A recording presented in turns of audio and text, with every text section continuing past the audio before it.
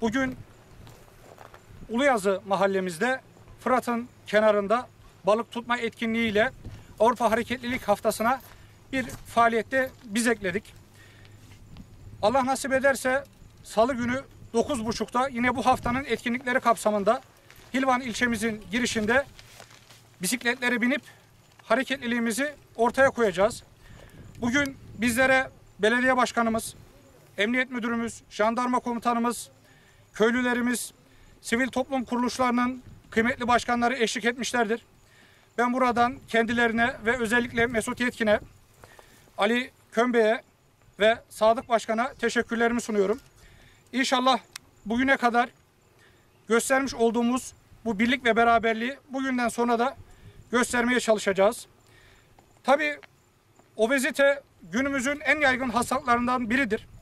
Biz obeziteye karşı hareketli, sağlıklı bir yaşamla mücadele veriyoruz.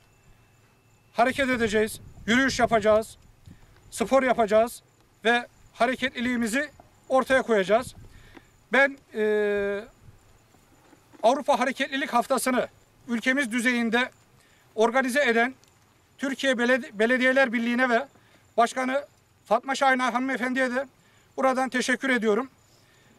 Tüm Hilvanlı vatandaşlarımı Salı günü bisiklet sürme etkinliğine bekliyorum.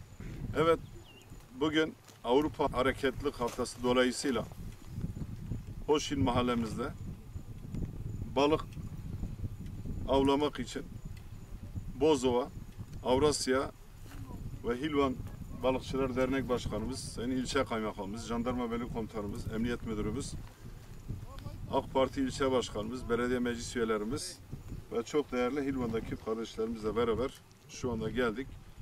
Burada balık avlamak için bu Atatürk Barajı'nın o güzel suyunu seyrederek, izleyerek burada sportif bir faaliyete bulunuyoruz. Kaymakam Beyimizin de dediği gibi Salı günü saat 09.30'da Prestij Caddemizde yine aynen bu Avrupa Hareketlilik Haftası'nın devamı dolayısıyla bisiklet yarışımız olacak. Bütün Hilvan hemşehrilerimizi davet ediyorum. Bu organizasyonu yapan Türkiye Belediyeler Birliği Başkanımız Sayın Fatma Şahin Başkanımıza da çok teşekkür ediyorum.